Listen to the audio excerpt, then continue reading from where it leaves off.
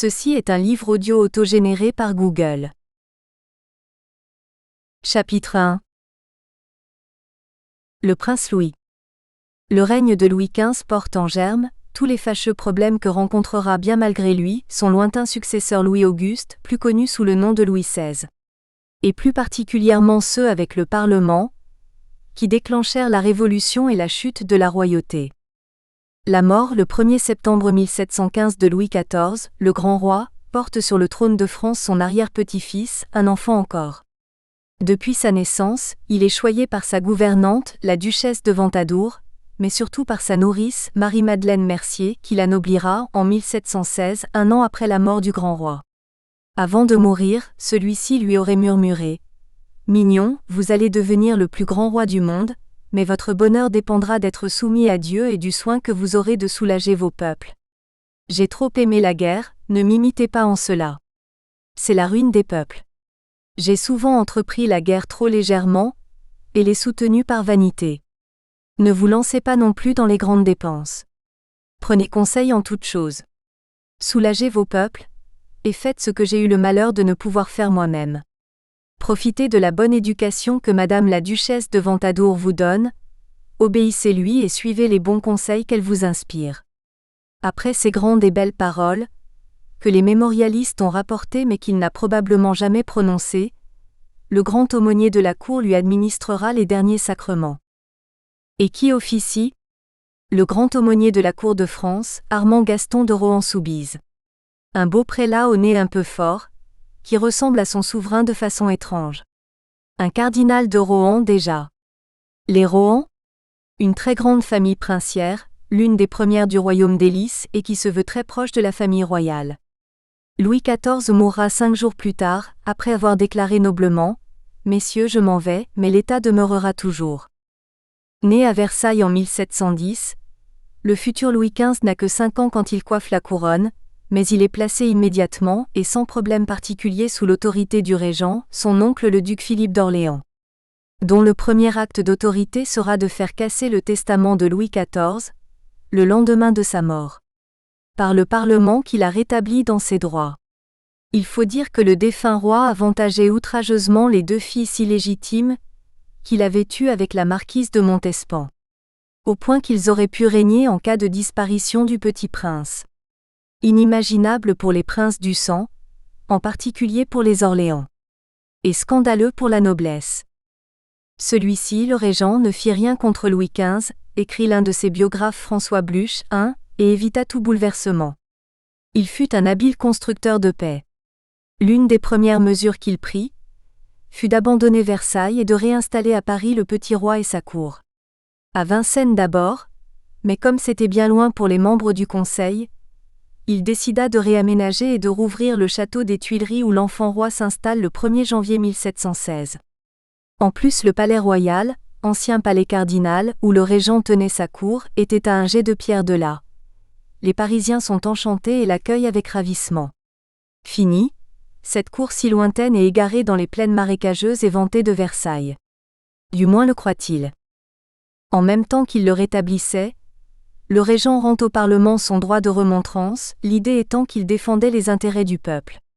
Fâcheuse erreur pour la suite, car cette assemblée souvent rebelle était composée de nobles 9 fois sur 10, de robes récents pour la plupart et revendiquant en permanence pour leurs privilèges et ceux des nobles en général.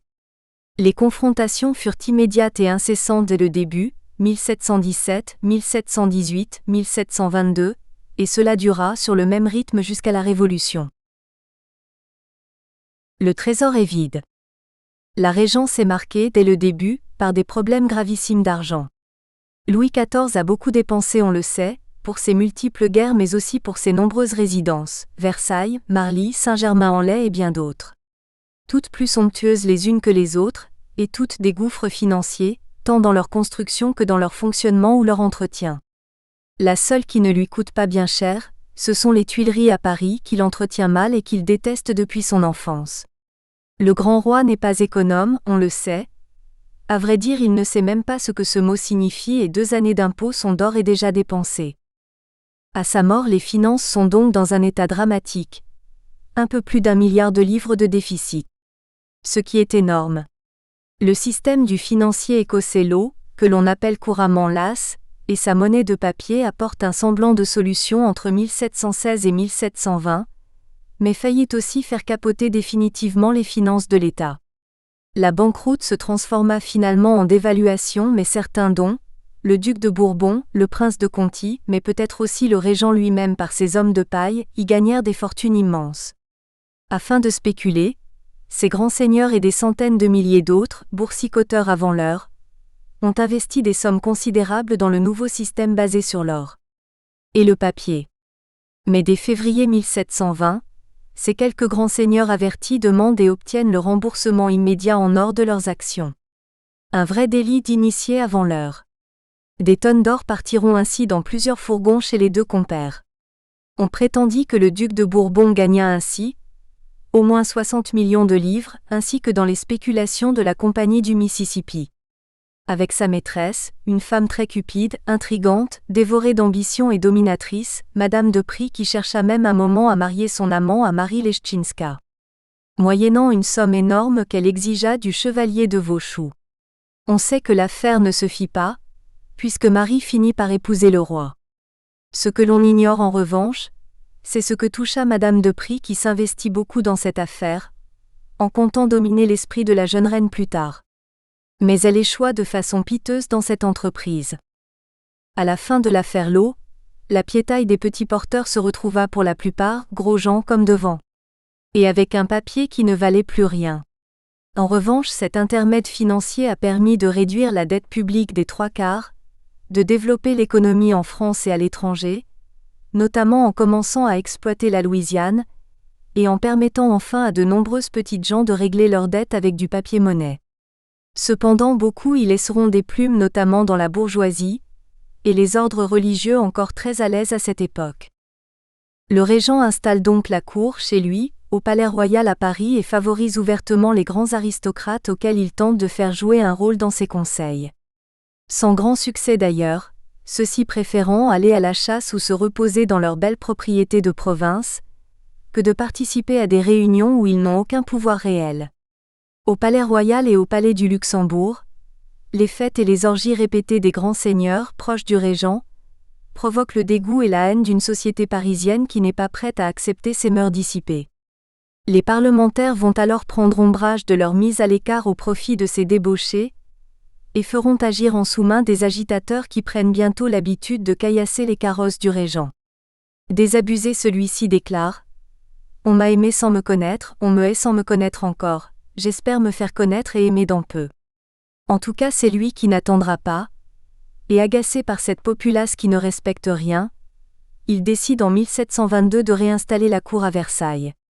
Commettant là une grande erreur politique, et qui aura de graves répercussions quelques décennies plus tard.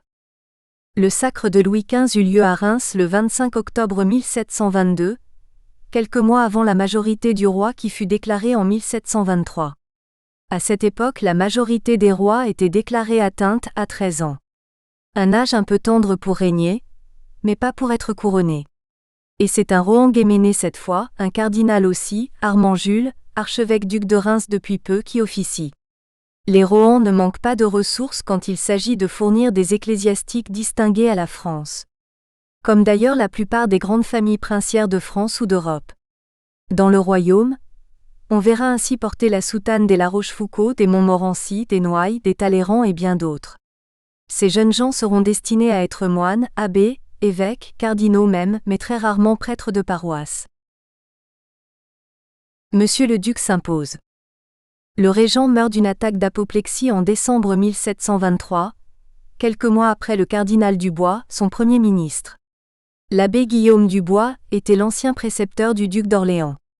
Il fut secrétaire d'État en 1718 pendant la Régence, avant d'obtenir le chapeau rouge de cardinal en 1721, puis d'être nommé Premier ministre la même année. Âgé de 49 ans seulement, le duc d'Orléans n'était pas en bon état. Presque borgne à la suite d'un accident, obèse et congestionné, il est en plus grand amateur de jeunes femmes de bas niveau avec lesquelles il ne craint pas de se rouler dans la fange. Saint-Simon, allant le voir, le décrivit ainsi. Notons que c'était le matin, Et ce qui peut expliquer un peu son état, c'est qu'il avait fait la bringue toute la nuit. Comme d'habitude, il était sur sa chaise percée parmi ses valets et 2 ou 3 de ses premiers officiers. J'en fus effrayé. Je vis un homme la tête basse, d'un rouge pourpre avec un air hébété qui ne me vit seulement pas approcher. Ces gens le lui dirent. Il tourna la tête lentement vers moi sans presque se lever, et me demanda d'une langue épaisse ce qui m'amenait. Mister de Simiane, son premier gentilhomme, précise au duc qu'il est comme cela depuis fort longtemps. C'était le fruit de ses soupers. La mort du duc d'Orléans est particulièrement brutale. Le régent, après avoir assisté au conseil à Versailles dans l'après-midi, fut frappé d'une attaque d'apoplexie dans sa chambre. Il n'eut le temps que de dire « Je me trouve mal du secours ». Il n'y avait dans la pièce qu'une seule personne, une très jeune femme d'une vingtaine d'années, la duchesse de Phalaris ou Falari, un titre papal accordé par Clément XII, d'une grande beauté mais dotée d'un mari jaloux qui détestait les femmes et battait la sienne. On se doute un peu de la raison de sa présence. Elle appela au secours en le voyant tomber sur le parquet, mais le plus surprenant, c'est qu'on mit un gros quart d'heure pour trouver quelqu'un qui puisse le secourir. Finalement, c'est un valet de chambre de Madame de Soubise, les Soubise, une branche de la famille Rohan, qui le saigna. Mais il n'était plus temps non plus que pour les gouttes d'Angleterre. Pour la petite histoire, son autopsie fut pénible et se termina mal. On ouvrit le corps pour l'embaumer et mettre le cœur dans une boîte en cristal et or, afin de le porter au Val-de-Grâce. Un de ces Danois qui était là, on ne sait pourquoi, se jette sur l'organe et en mange les 3/4 avant que quelqu'un ne puisse intervenir. Quelle étrange malédiction poursuit ainsi cet homme, même après sa mort? Louis-Henri de Bourbon-Condé, appelé le duc de Bourbon, celui qui s'est enrichi avec le système de l'eau le remplace. Il était à Versailles à ce moment-là, et alla tout de suite porter la nouvelle au roi, qui n'en paraît pas très ému. Il ne perd pas de temps et ne s'embarrasse pas de convenances inutiles. Il lui demande la place de principal ministre sur le champ. Il l'obtient et prête serment illico presto. Ses contemporains le jugent sévèrement. Saint-Simon le qualifie ainsi: une bêtise presque stupide, une opiniâtreté indomptable, une fermeté inflexible, un intérêt insatiable. Un autre mémorialiste, l'avocat Edmond Jean-François Barbier, indique: il n'a ni le sens commun ni aucune pratique des affaires. Et un troisième dit de lui: Mister le Duc apparaissait comme un être violent, débauché et faible. C'est peut-être juger un peu rapidement un homme qui, avec ses intendants, a su transformer à son profit quelques kilos de papier en tonnes d'or.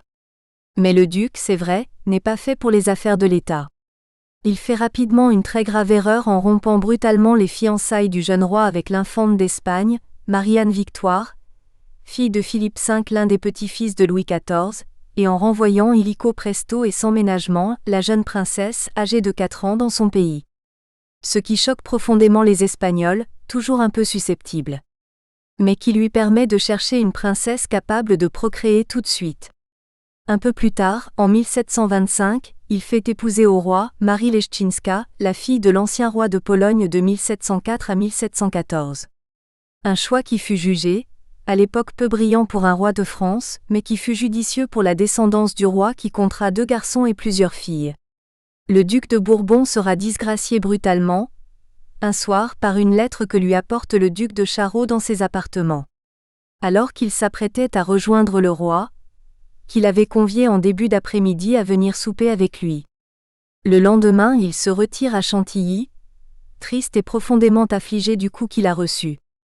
C'est un autre ecclésiastique, l'abbé André Hercule de Fleury qui le remplace en 1726 et entame un très long ministère à la cour, puisqu'il durera jusqu'en 1743.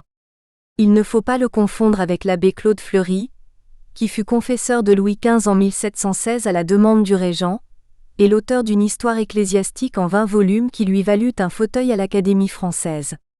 Fauteuil dont hérita plus tard le prince Louis de Rohan-Guéméné, notre prince Louis.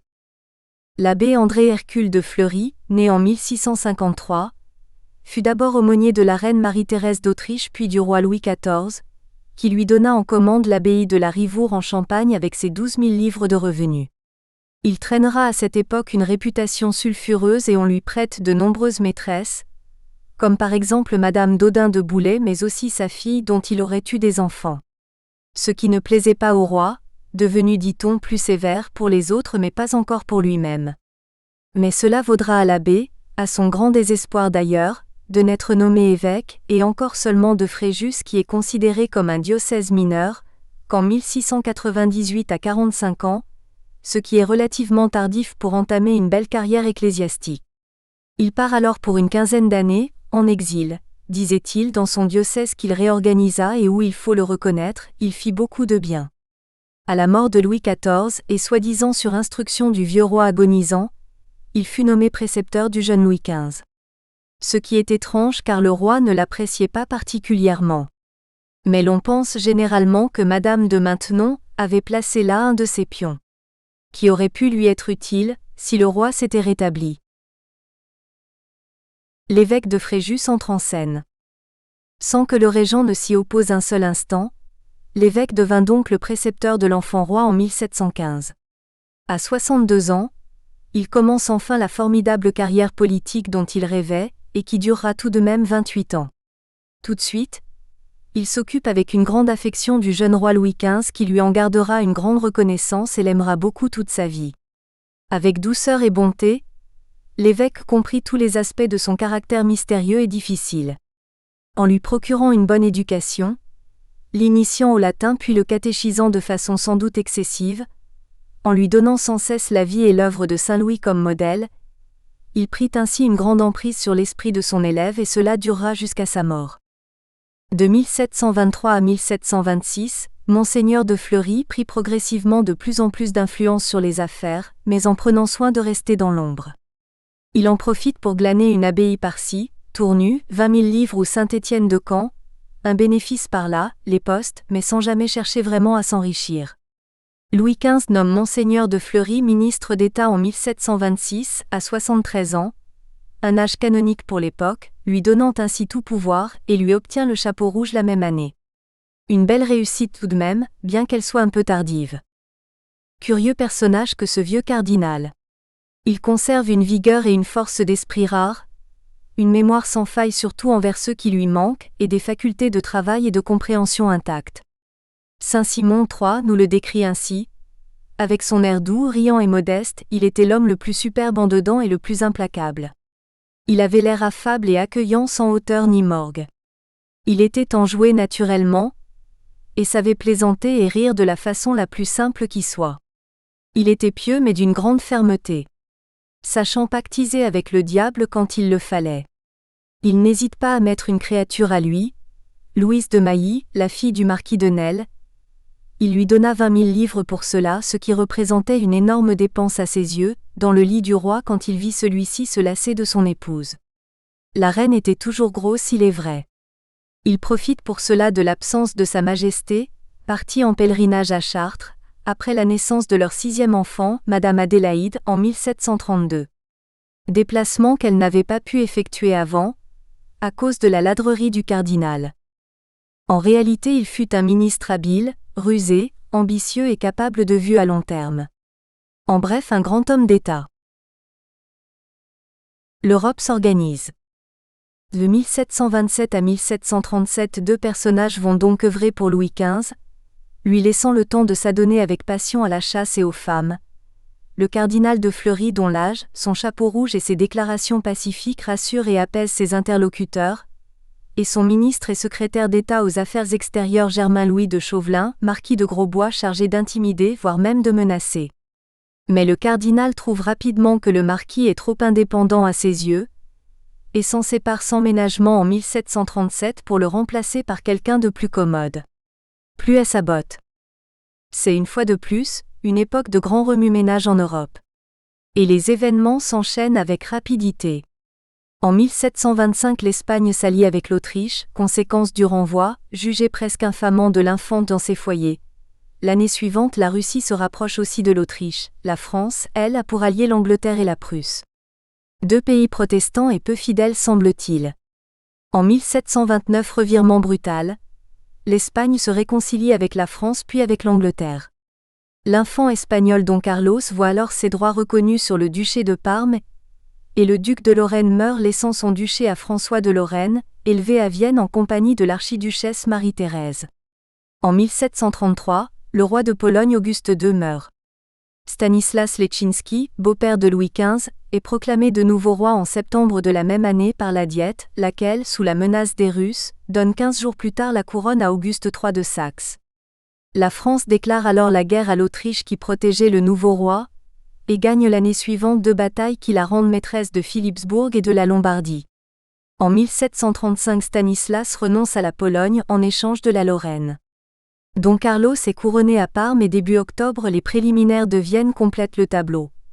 François de Lorraine épouse Marie-Thérèse d'Autriche en renonçant à la Lorraine mais en obtenant en échange la Toscane. Don Carlos obtient les 2 Siciles et Stanislas Leszczynski devient duc de Lorraine. C'est aussi pendant cette période que les finances publiques se rétablissent. Laudun, avant la disgrâce de Monsieur le Duc, avait liquidé le système de l'eau. Son successeur le Pelletier des Forts applique une politique financière traditionnelle. Mais ce sera surtout le contrôleur général Philibert Horry qui établit des finances saines.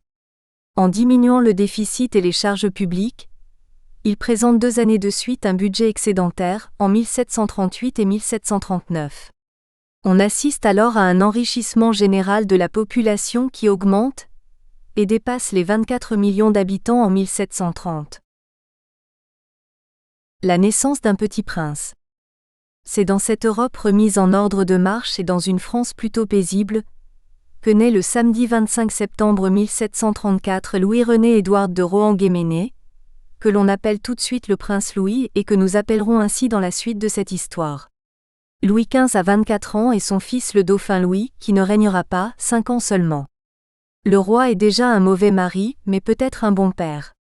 Il fait une ribambelle de filles à la reine, ponctuée de 2 fils dont l'un, le second le duc d'Anjou ne vivra pas plus de 2 ans. S'il voit ses enfants avec beaucoup de plaisir, il s'en occupe assez peu, les laissant vivre dans l'aile des princes au milieu d'une grande quantité de personnes, certes de qualité, mais plus préoccupées de leur pension que d'éducation. Après s'être beaucoup occupé de la reine, le roi s'en est lassé. Les occasions de voir ailleurs ne manquent pas, et il a beaucoup de succès. Cette année-là, il a ainsi que nous l'avons vu, comme maîtresse Madame de Mailly, mais il s'intéresse déjà à Mmes de Flavacourt, de Lauraguais et de la Tournelle qui ont la particularité d'être les 3 sœurs de la première. Et elles se remplaceront ensuite l'une après l'autre dans le lit du roi. Les Rohan côtoient, en permanence, la famille royale à la cour où ils occupent des postes importants. C'est une famille puissante, l'une des premières du royaume. Leur devise est orgueilleuse, Roy ne puis, prince ne daigne, Rohan suit. Rien que cela. Mais malgré cette fière déclaration, ils ne dédaignent nullement leur titre de prince. Si les aînés sont ducs, pairs mais aussi princes, les cadets portent et porteront tous le titre de prince. Ils sont tous très unis et avancent en groupe compact, n'en laissant aucun sur le côté, récoltant des avantages et de riches prébendes en grande quantité tout en se serrant les coudes quand il le faut. On le verra plus loin lors de la nomination du prince Louis au poste de grand aumônier, lors de son exil et aussi lors de la faillite retentissante du prince de Guéméné qui est le propre neveu du prince Louis. Un peu d'histoire. Les Rohan forment l'une des plus illustres familles du royaume et en particulier de Bretagne. Dans son histoire généalogique et chronologique, le père Anselme IV, un Augustin déchaussé aidé par Mister Dufourny, l'a dit issu des anciens comtes de Vannes et l'a fait remonter à Guettenoche, vicomte de Porwet, seigneur de Chasténoutreau, paroisse de Guillier près la Trinité, qui vivait en 1026 et avait pour épouse Alarin de Cornouailles. Certains prétendent que ce dernier était même le fils d'un grand roi mythique de Bretagne, nommé Conan Mériadec. C'est sans doute pour cela que le prénom de Mériadec sera ensuite repris de multiples fois, et à toutes les générations par les Rohan. Son fils Jocelyn donnera son prénom, lui, au château de son père.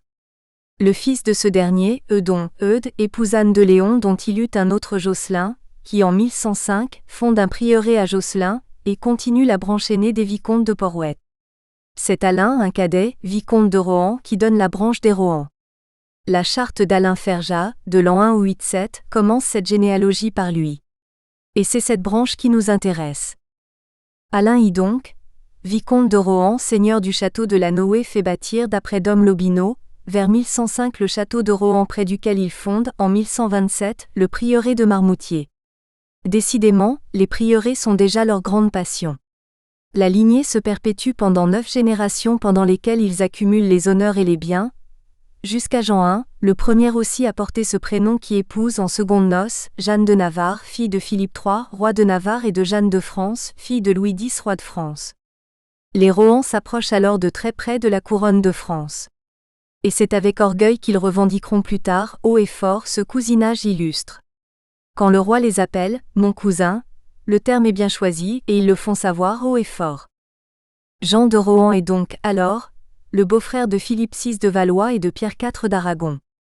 De cette union naîtra Charles de Rohan, vicomte de Rohan et seigneur de Guéméné-Guégan et de la Roche-Moisan en Bretagne qui eut en partage en 1407. Si Louis de Rohan se succède alors comme vicomte de Rohan, seigneur de Guéméné, de Montbazon, jusqu'à Louis VI dont la terre de Guéméné est érigée en principauté en 1547, les voilà princes, pour services éminents et la baronnie de Montbazon en comté.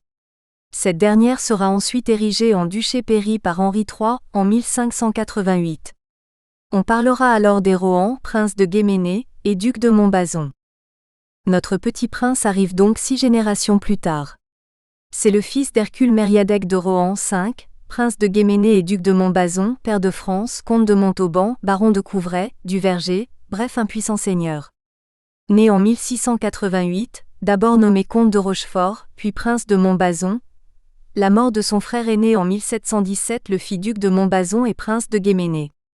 Il épouse à 30 ans Louise Gabrielle Julie de Rohan, fille d'un autre Hercule Mériadec, prince de Rohan-Soubise cette fois, sa cousine. C'est courant dans la famille Rohan d'épouser l'une de ses cousines.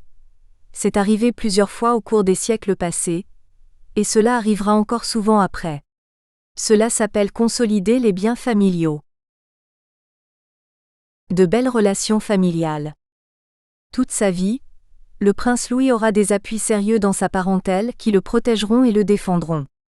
Outre le fait que son ancêtre Jean Ier ait été le beau-frère du roi Philippe VI de Valois, ou son fils Jean II, qui a épousé Marie de Bretagne, petite-fille du roi d'Écosse Jacques Stuart Ier, les alliances familiales sont prestigieuses. On y trouve pêle-mêle les Luynes, les Schomberg, les Laguiche, les Lénoncourt, les Rieux, les Laval, les Montmorency, les La Rochefoucauld, Harcourt, Montauban du Guesclin, et tout cela rien qu'en ligne directe. Les plus belles et puissantes familles aristocratiques du royaume. Et les cousinages ne le sont pas moins.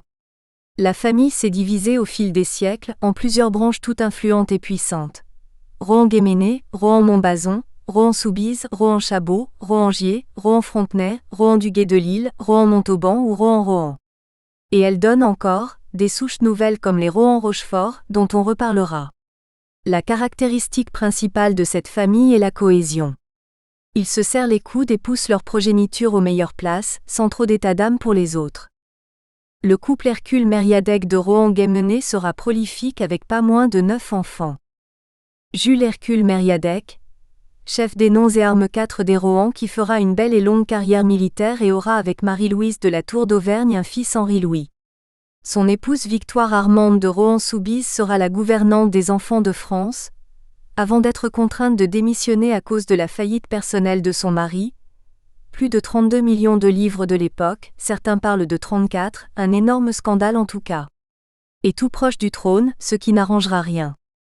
Louis Armand, le chevalier de Rohan puis prince de Montbazon qui fera carrière dans la marine. Louis-René Édouard, le prince Louis, notre futur cardinal. Ferdinand Maximilien Mériadec, le prince Ferdinand que nous retrouverons plus loin. Un grand ecclésiastique lui aussi. Suivent deux filles.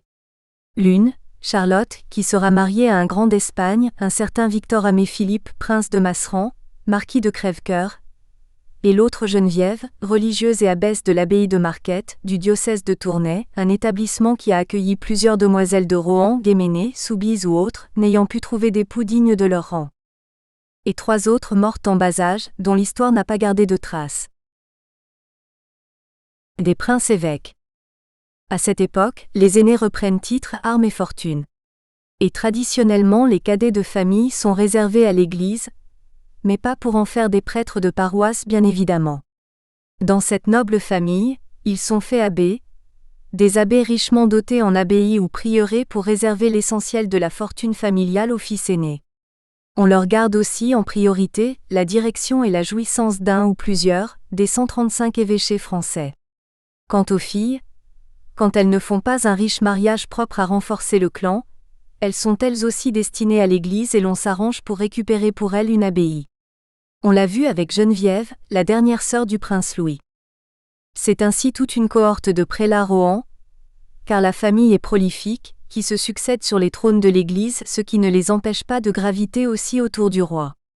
Chaque branche a le sien et à chaque génération, un ou plusieurs évêques se retrouvent, propulsés grâce aux efforts de la famille à des postes prestigieux et rémunérateurs que l'on n'hésite pas, quand il le faut, à se transmettre d'oncle à neveu pour conserver le bénéfice dans la famille. Ainsi, à la fin du XVIIe siècle, chez les Rohan-Soubise, une branche issue du second mariage d'Hercule de Rohan, mort en 1654, avec Marie d'Avaugour de Bretagne, Armand Gaston Maximilien, 1674-1749, entre à 16 ans au grand chapitre de la cathédrale de Strasbourg, devient chanoine capitulaire 2 ans après, puis fait ensuite une belle carrière ecclésiastique. Il sera nommé cardinal du titre de la Trinité du Mont di Pincio, coadjuteur puis évêque de Tibériade. Il sera enfin élu archevêque de la prestigieuse principauté archevêchée franco-allemande de Strasbourg, grâce aux intrigues de sa très chère mère, Anne Chabot de Rohan. L'archevêché de Strasbourg est à l'époque une principauté à cheval sur la France et le Saint-Empire germanique, qui regroupe une quinzaine de chapitres, dont 3 en terre allemande, qui rapportent des revenus considérables mais où l'on est élu par les chanoines. Jusqu'au XVIIe siècle, la place a été solidement tenue par des princes allemands. C'est la fort intrigante Madame de Rohan-Soubise, née Anne Chabot de Rohan, dame de Soubise, fille aînée d'Henri Chabot, duc de Rohan et de Marguerite, duchesse de Rohan, la seconde épouse de François de Rohan, prince de Soubise, seigneur de Frontenay et de Ponge, qui réussit à convaincre le dernier prince évêque allemand, le cardinal Guillaume Egon de Fürstenberg, de prendre son fils Armand Gaston comme coadjuteur successeur. Cela n'a pas été facile, mais Anne de Rohan-Soubise est une redoutable entremetteuse, prête à tout pour faire avantager ses enfants. De plus, elle a de sérieux atouts en main, si l'on peut dire. Un roi très attentionné. Elle a su, dans les années 1670, au moment où les faveurs de la favorite de Louis XIV, la marquise de Montespan, commençaient à décliner, attirer l'œil du roi. La marquise est devenue plantureuse, adipeuse même, après avoir donné 8 rejetons au roi, et largement profité de la générosité du service de la bouche. Les yeux du jeune souverain de 32 ans ne peuvent être qu'attirés par l'allure et les charmes d'une jeune femme de 25 ans mince, bien née et distinguée. Rousse et d'un teint éblouissant qui plus est. Madame de Soubise ne sera d'ailleurs pas la seule bien sûr, à intéresser le roi à cette époque. Il y aura aussi Isabelle de Ludre, Marie-Angélique de Scorail de Roussille, une superbe auvergnate qui deviendra la duchesse de Fontanges, et bien d'autres. Madame de Sévigné, la redoutable épistolière s'en fait l'écho. Bien sûr, rien ne lui échappe, même quand elle est en Bretagne. Dès le mois d'août 1673, la rumeur court, écrit Simone Berthière qui relate cette anecdote dans son ouvrage « Les femmes du roi Soleil 6 ». On dit que l'on sent la chair fraîche dans le pays de Quanto. Dans le verlan de Madame de Sévigné, il s'agit de Madame de Montespan, la favorite en titre. Il s'agirait de la princesse de Soubise, que le roi poursuivait d'assiduités épisodiques. Elle était mariée, et tenait à le rester. Elle résista longtemps. Mais résistons longtemps au roi ? Toujours est-il que l'on constata à la cour que les jours où la belle Anne portait ses pendants d'oreilles en émeraude, le roi disparaissait quelques heures, et la jolie princesse aussi. Ce qui est sûr, poursuit Simone Berthière, c'est que la dame tenait à la discrétion. Elle ne cherchait qu'à pousser sa famille et ne voulait pas engager une guerre périlleuse avec la favorite. Ce qui semble certain en revanche, c'est que pendant quelques années, elle fera partie des maîtresses occasionnelles du roi Soleil, au point de lui donner un fils, jamais légitimé, en 1674, Armand Gaston, qui ressemble d'après les mémorialistes, trait pour trait au souverain, 7, et peut-être un second. La ressemblance d'Armand Gaston avec le roi Soleil est frappante sur un buste de lui très connu, et sur les portraits. Le roi n'est pas chiche quand il s'agit de sa descendance, même s'il ne reconnaît pas toujours officiellement la paternité de certains bébés. Mais là, le doute n'est pas permis, le bébé est signé. Fort heureusement, le mari de la dame est là pour endosser la paternité, ce qui est commode. Celui-ci accepte la situation comme il a accepté le reste, comptant sur le roi pour se montrer généreux pour son fils et pour lui-même. François de Rohan a donc fermé les yeux comme les autres, félicité sa femme comme les autres et ouvert largement ses coffres comme les autres. Il a bien fait car il y tombe une pluie d'or, qui lui permet d'acheter un peu plus tard l'hôtel de Guise qu'il convoitait et transforme, avec l'argent du roi, en un somptueux palais, le palais Soubise. Les façades seront refaites par Pierre-Alexis de la Mer qui emploie plusieurs sculpteurs pour les enrichir. Coustou, Lambillot, Lange, Leboeuf et le Lorrain œuvreront sur les façades.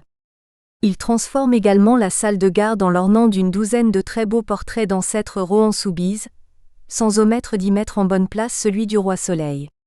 Pour son silence, il reçoit aussi des millions qui permettront d'établir le chérubin. Même Saint-Simon, 8, confirme la chose à mots couverts tout de même. Il est comme toujours quand il s'agit du roi, très prudent dans ses écrits le petit-duc. Mais en ce qui concerne cette filiation, il est très clair.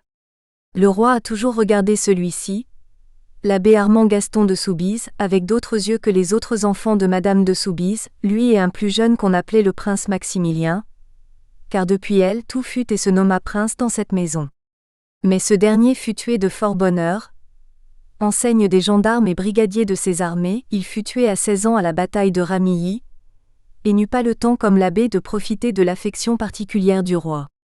Ainsi ce ne fut peut-être pas un, mais 2 fils que le roi aurait eus avec la belle Madame de Soubise. Plusieurs autres mémorialistes s'entendent pour rapporter que Madame de Soubise eut des relations très particulières avec le roi. Il acceptait toutes ses demandes sans rechigner et sans tarder jusqu'à sa mort en 1709, précise même l'un d'eux. À moi Strasbourg. Pour éviter tout problème éventuel de succession, Armand Gaston sera destiné à l'Église. Cela tombe bien, celle des Rohan-Soubise est déjà assurée par Louis, qui sera tué à la guerre à 23 ans mais surtout par Hercule Mériadec qui reprendra titre, armes et fortune. Favorisant la carrière de son très cher petit abbé, le roi lui donnera donc un coup de pouce décisif au début des années 1700 à la demande expresse de la belle Madame de Rohan. Ce qui lui permettra d'être nommé coadjuteur de Strasbourg, au lieu et place d'un abbé allemand.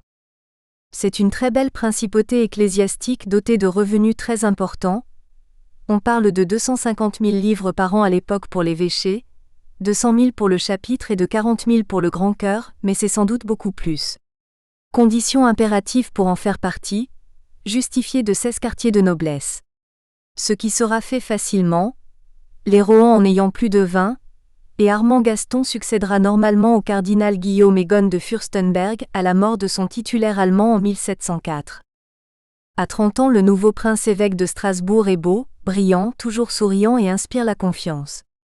Et pour arranger les choses, il est bien pourvu par ailleurs par le roi.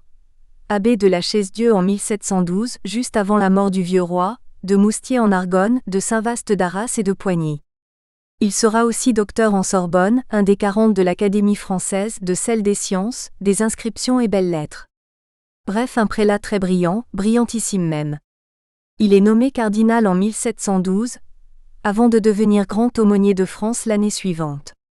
Un beau cumul de postes.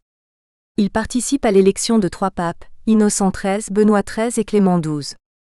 C'est lui qui marie Louis XV avec Marie Leschinska.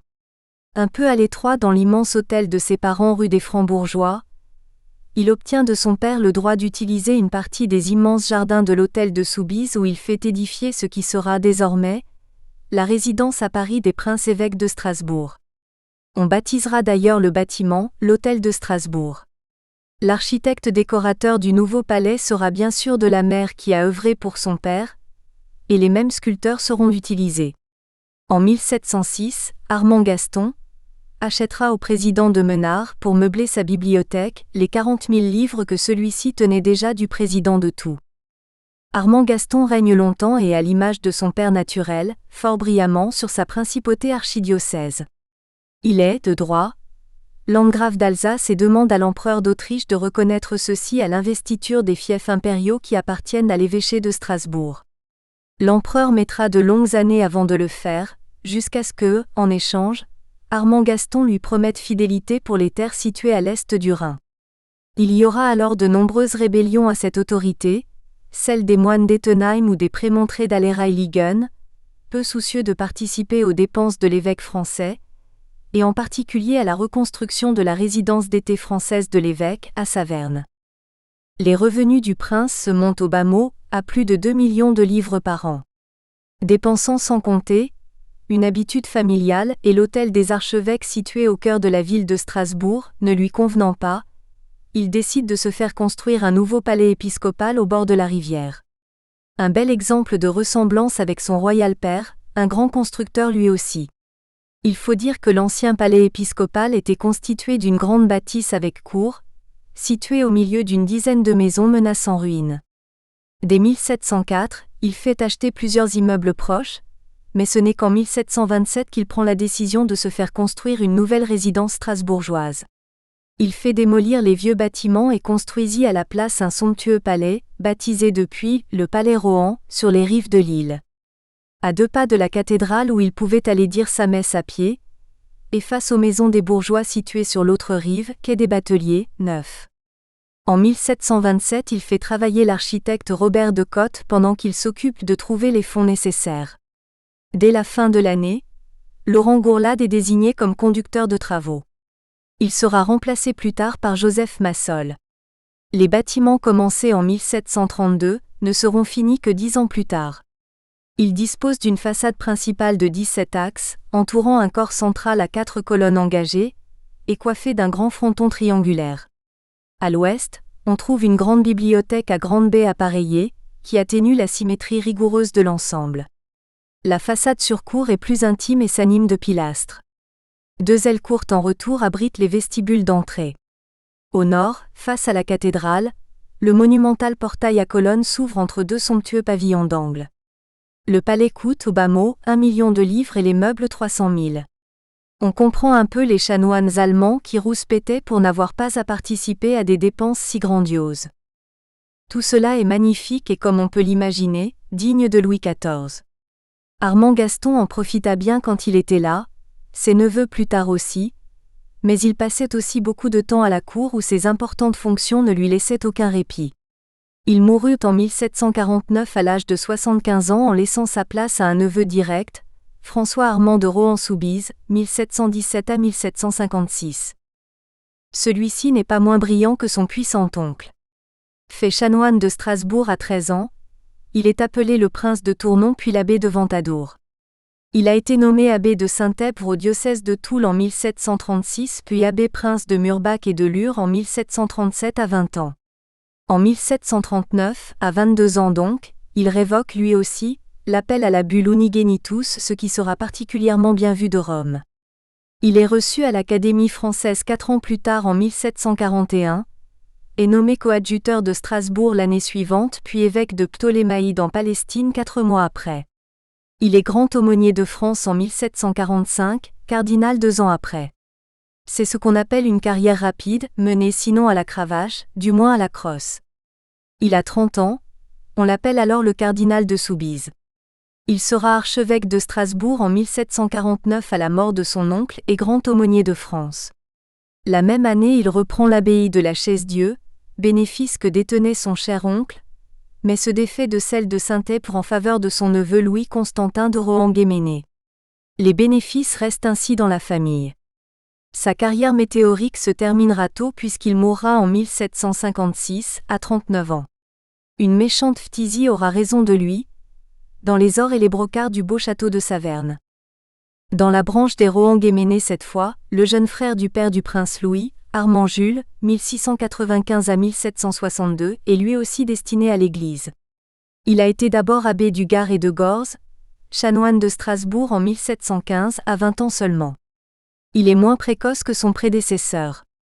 Il sera nommé archevêque, duc de Reims cette fois, en 1722 ce qui lui vaudra l'honneur de sacrer Louis XV dans cette ville peu après. Il mourra, lui aussi au château de Saverne en 1762. Son frère Louis-Constantin de Rohan-Guéméné, 1697 à 1779, échappe d'abord à l'état ecclésiastique puisque son frère l'est déjà. Il est chevalier de Malte puis capitaine de vaisseau en 1720. Mais surprise, en 1732 à 35 ans, sa carrière bifurque puisqu'il devient chanoine et grand prévôt de Strasbourg, abbé de Lyre près d'Évreux en 1734, premier aumônier du roi en 1748, abbé de Saint-Èpre près de Toul en 1749, prélat commandeur du Saint-Esprit en 1753, évêque et prince de Strasbourg, landgrave des Alsace en 1756 à la mort de son oncle puis cardinal en 1761. On l'appelle le cardinal de Rohan. Le prince Louis suivra cet oncle à la trace puisqu'il sera abbé commendataire de l'abbaye de Sauxillange en 1745, à 11 ans donc, presque un record, de la Chaise-Dieu et de Montmajour plus tard. Évêque in partibus de Canopel en 1760, à 26 ans, il sera de l'Académie française en 1761, ambassadeur près de l'impératrice d'Autriche Marie-Thérèse, grand aumônier de France en 1777, évêque de Strasbourg et cardinal en 1778, à 44 ans. Une belle carrière qui se terminera mal, mais surtout à cause de la Révolution. Enfin Ferdinand Maximilien Mériadec, le prince Ferdinand, le jeune frère du prince Louis, entrera lui aussi dans les ordres. Grand prévôt du chapitre de Strasbourg, abbé commendataire des abbayes de Mouzon et du Mont-Saint-Quentin, tréfoncier de Liège et archevêque de Bordeaux en 1770 puis d'Arras un peu plus tard. Il sera intimement lié à notre cardinal, et cela durant toute sa vie. Chapitre 2. Une enfance heureuse. Le petit prince Louis est accueilli avec une grande joie à l'hôtel des princes de Rohan-Guéméné, où il intègre l'étage des enfants. Dans cette famille, ou plutôt dans cette véritable tribu, où les moyens ne manquent pas, l'arrivée d'un enfant supplémentaire ne pose aucun problème. Bien au contraire, on pense et l'on sait qu'il va venir enrichir l'ensemble du groupe. De nombreuses et dévouées personnes, nourrices, gouvernantes, aumôniers, valets, prennent en charge la nichée du prince et de la princesse qui ne s'en occupent eux-mêmes pas outre mesure. Du moins à cet âge. Hercule Mériadec de Rohan, prince de Guéméné, duc de Montbazon, le père du prince Louis, est un personnage plutôt effacé. Après avoir été reçu en 1718 guidon des gendarmes de la garde, poste dont il se démettra en 1726 à 38 ans, sans qu'on sache exactement pourquoi, il vivra comme un grand seigneur de façon opulente entre Paris, Versailles et ses propriétés en province. Mais sans faire grand-chose de marquant. Il n'occupe aucune fonction. Il suit de près ses affaires, faisant régulièrement des voyages dans ces terres où il entendait ses comptes chaque année, et Dieu sait s'ils étaient importants avant de disparaître à 69 ans en 1757. Un mémorialiste de cette époque écrira « Qu'en mourant le brave homme commit là son plus grand exploit. » La mère, Louise Gabrielle Julie de Rohan et Rohan-Soubise, est-elle beaucoup plus active. Comme plusieurs femmes de cette famille avant elle, elle va œuvrer pour obtenir pour sa progéniture titres, pensions, commandements, abbayes, etc. Tout ce qui pourra améliorer les possessions de la famille est bon à prendre. Et elle s'active sans relâche pour cela. Une bonne éducation.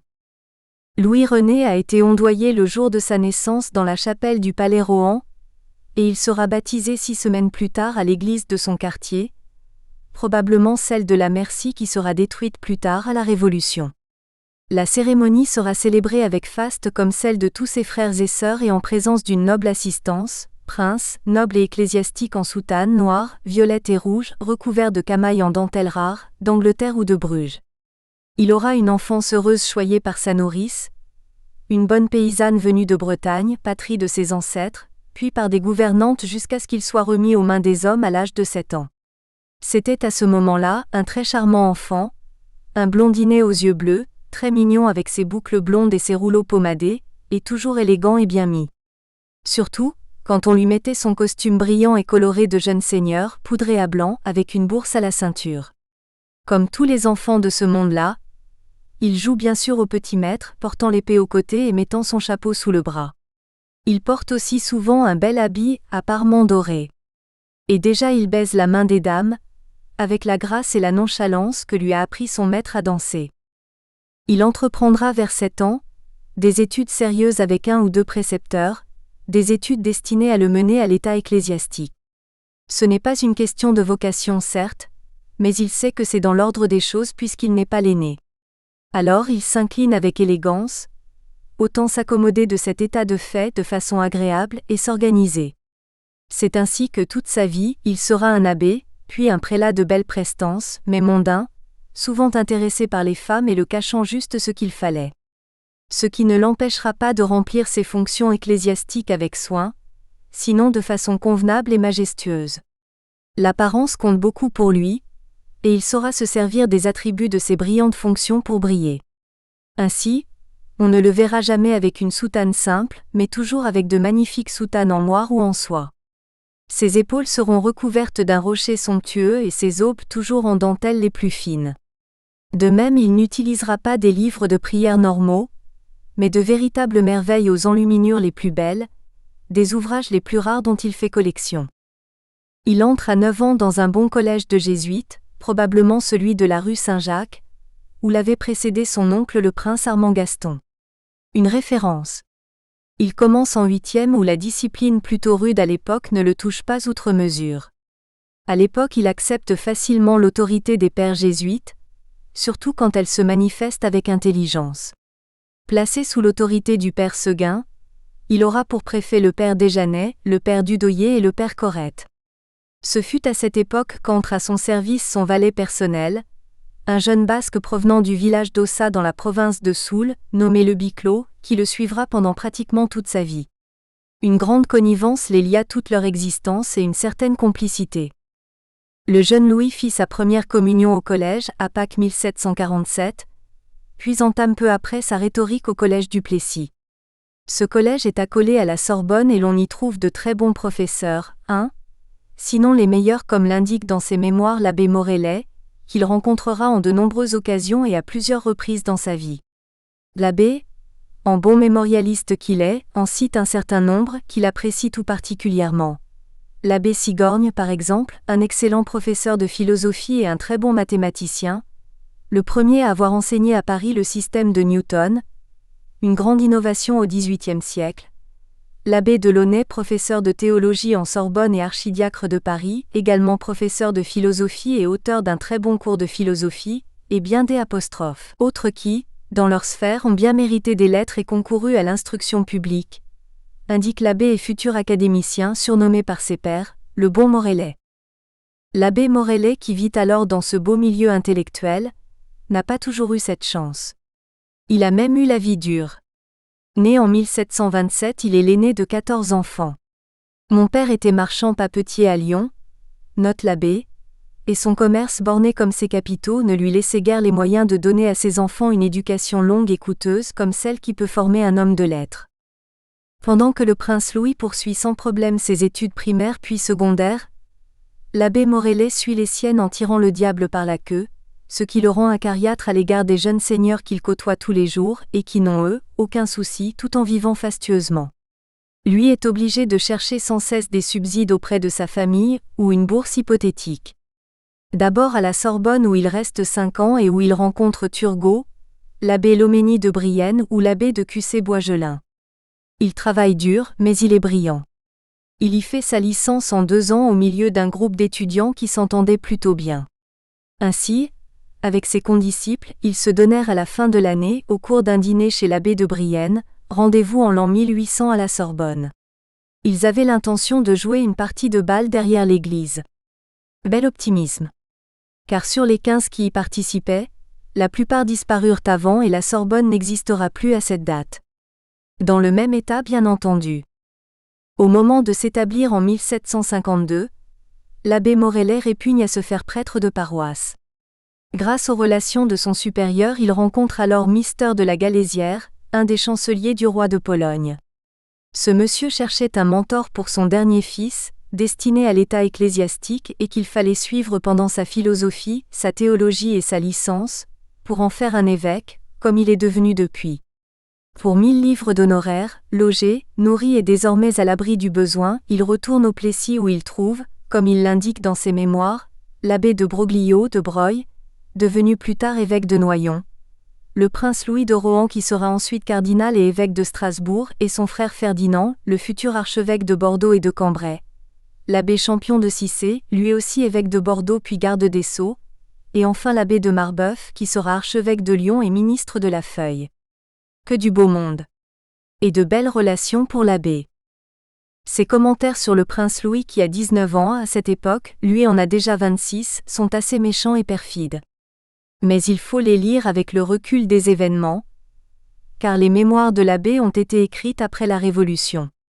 Une révolution qui a pas mal malmené le bon abbé et lui a retiré la plupart de ses biens péniblement acquis et l'a aigri. L'abbé de Rohan, écrit-il, était dès lors ce qu'il s'est montré depuis, inconsidéré, déraisonnable, dissipateur, indécent, de très peu d'esprit, inconstant dans ses goûts et ses liaisons. J'étais pourtant assez bien avec lui. Et sauf une petite querelle survenue 10 ou 12 ans après, dans je ne sais quelle affaire qu'il avait avec l'abbé de Grimaldi, évêque de Noyon, j'ai continué à le voir et d'en être assez bien traité. Je lui ai même rendu quelques petits services littéraires dans des occasions assez importantes, et notamment, en lui faisant un mémoire dans l'affaire de l'abbé Georgel contre le comte de Broglio, sans avoir jamais reçu de lui aucune marque d'un intérêt véritable. Il avait à sa nomination plusieurs bénéfices, comme abbé de la Chaise-Dieu, abbé de Montmajour, etc. Mais il les donnait aux amis du prince.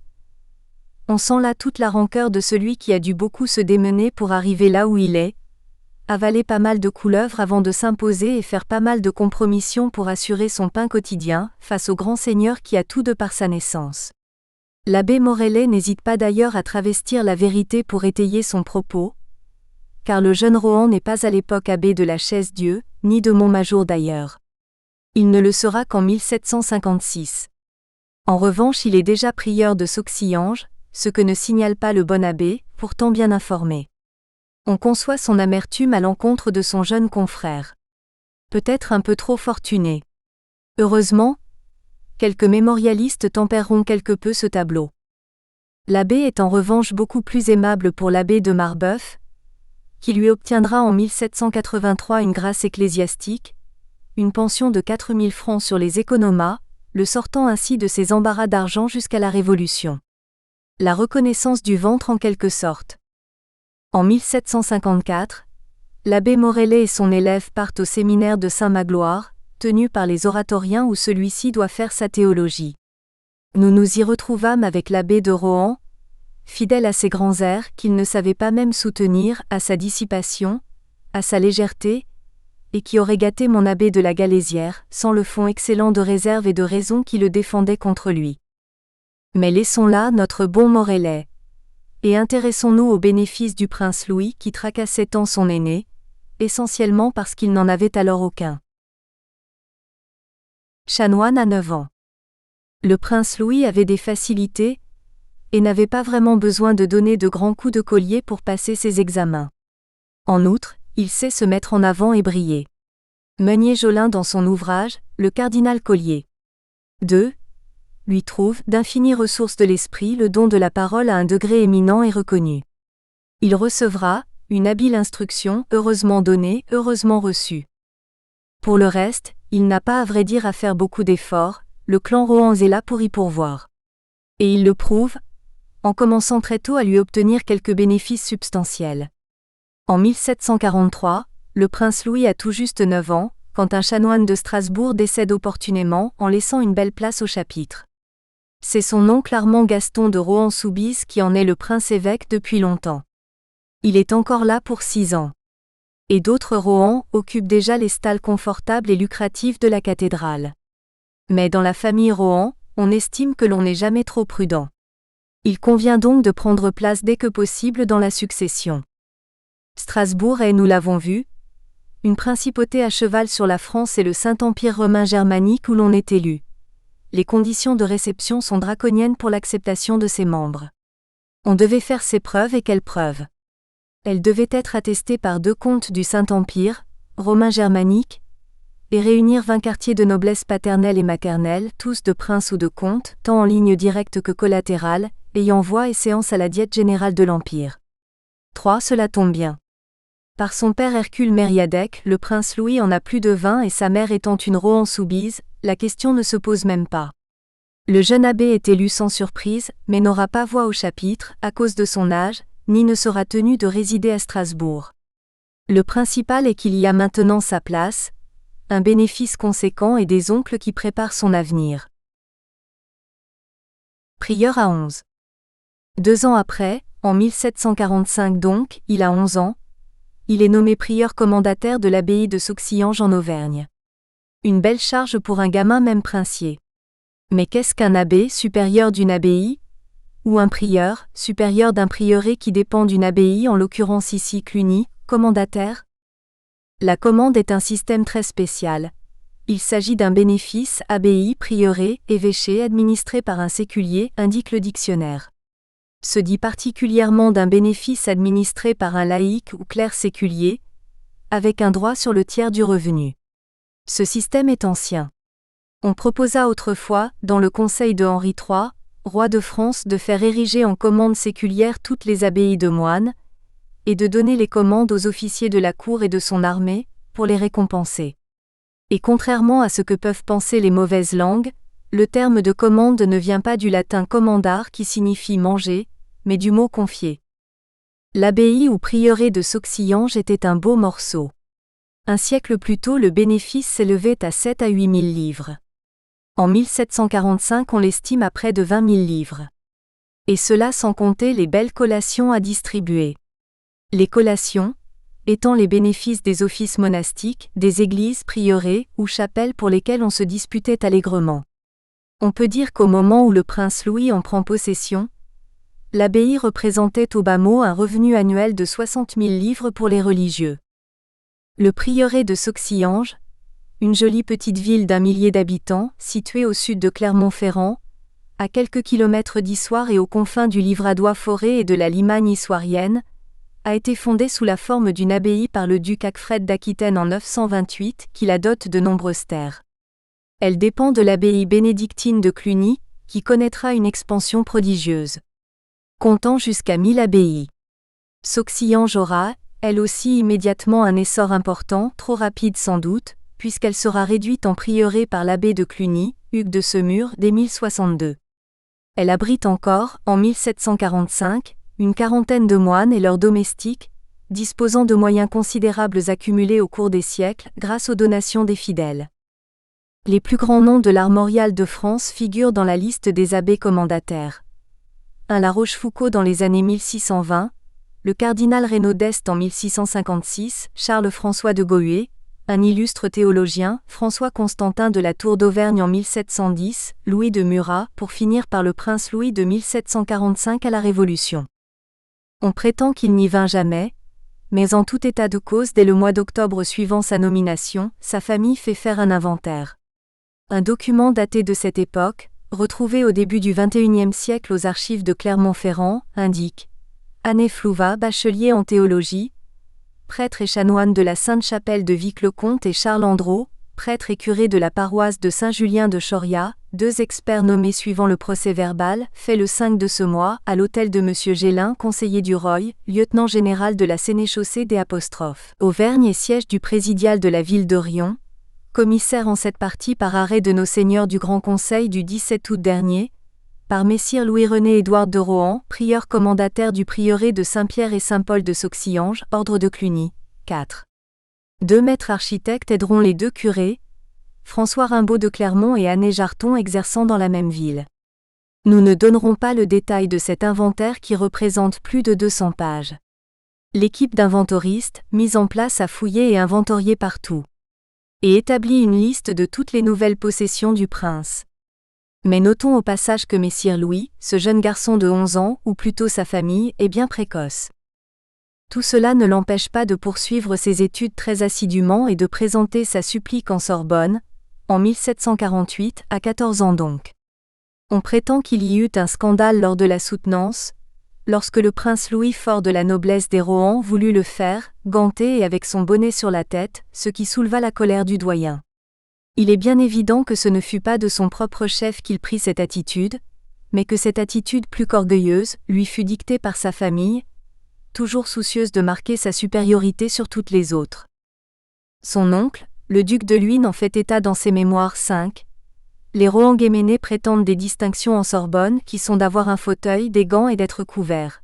Feu Mister le cardinal de Rohan, le grand-oncle Armand Gaston, alors abbé, avait joui de ces distinctions, et ce fut de même pour Monseigneur l'archevêque de Reims qui présida à une de ses thèses. Monseigneur le cardinal Tesoubise, son oncle Armand, a eu les mêmes honneurs. On prétend que Monseigneur l'archevêque de Reims d'aujourd'hui, son oncle Armand Jules, les a eus aussi. Ces honneurs sont un effet de la faveur de feu Madame de Soubise auprès de Louis XIV. On prétendit donc que ces honneurs, obtenus pour les Rohan-Soubise, valaient aussi pour les Rohan-Guéménés comme le laissait supposer la devise familiale, Rohan suit. Cela n'empêche pas le prince Louis d'obtenir haut la main son diplôme, mais nuira sans doute à sa demande faite l'année suivante d'intégrer la Société de la Sorbonne, liée à la faculté de théologie, où quelques dizaines d'abbés et de prélats de son genre trouvaient un abri confortable avant de s'envoler vers des postes nettement plus lucratifs. En route pour l'Alsace. L'année suivante, en 1749, c'est le grand branle-bas de combat chez les ecclésiastiques de la famille. Le cardinal Armand Gaston de Rohan-Soubise, le grand, le fastueux cardinal, décède à 75 ans, dans le bel appartement parisien de fonction qu'il occupe au Vieux-Louvre.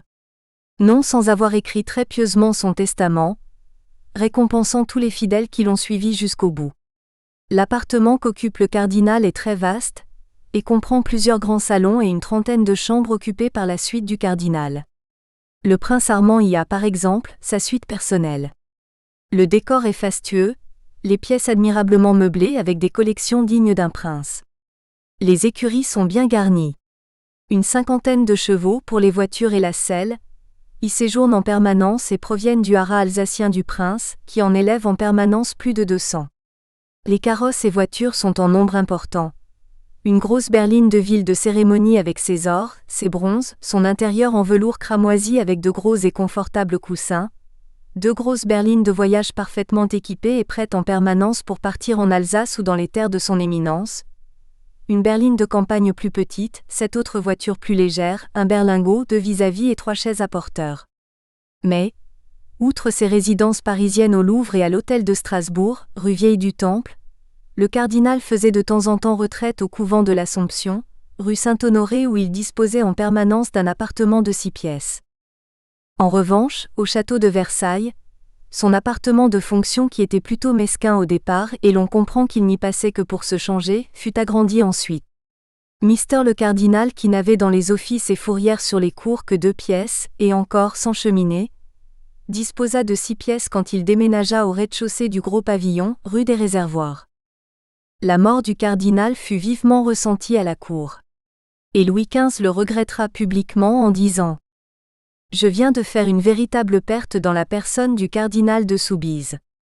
C'était un grand seigneur, un excellent évêque et un bon citoyen. » Armand Gaston sera enterré dans l'église de la Merci, proche de l'hôtel de Soubise. Nous espérons que vous avez apprécié cet aperçu. Pour continuer à écouter ce livre audio sur Google Play Livres, utilisez le lien dans la description de la vidéo.